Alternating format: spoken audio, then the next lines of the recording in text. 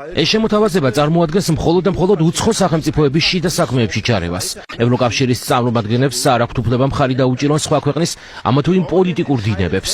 ევროკავშირის პროპაგანდისტები დისკრიმინაციას უკეთებენ გამჭვირვალობის კანონს იმის და მიუხედავად, რომ ეს კანონი სრულად ლეგიტიმური და ლეგალურია. ამ კანონში არ არის არც ერთი მუხლი, რომელსაც ვერ ნახავთ მაგალითად იაპონიაში, ისრაელში ან ამერიკის შეერთებულ შტატებში.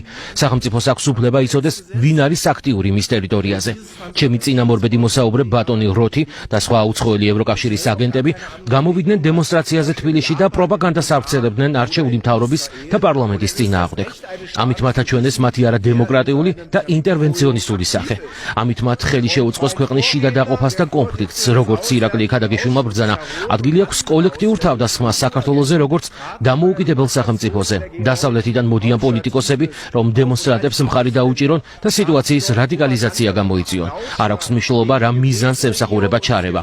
ჩარევა არის ჩარევა. უკრაინაში ვხედავთ რა შედეგები აქვს ასეთ ჩარევას. მაიდნის მოვლენების გარე გავლენის და დაფინანსების გარეშე უკრაინის და რუსეთის ურთიერთობა არასდროს მივიდოდა ასეთ დაძაბულობამდე. რადგან ასეთი მოტივირებულები არიან ევროკავშირის ინტერვენციონისტები, საინტერესოა სადმე იგეგმება თუ არა კიდევ ნარინჯისფერი რევოლუცია, ან გაიცა თუ არა ისევ ფული გავლენის მოსაპოვებლად. კარგი იქნება თუ დაინტერესდება ამ თემით კონსტიტუციის დაცვის ფედერალური უწყება. თქვენი შემოთავაზებული რეზოლუცია სინამდვილეში ევროკავშირის კანდიდატი საქართველოსთვის საფეთქელზე იარაღის მიბჯენაა. თქვენი პრიმიტიული მეგობარი მტერი სქემით და სანქციებით უკვე საკმარისად ზარალი იქნა მიყენებული ევროკავშირისთვის.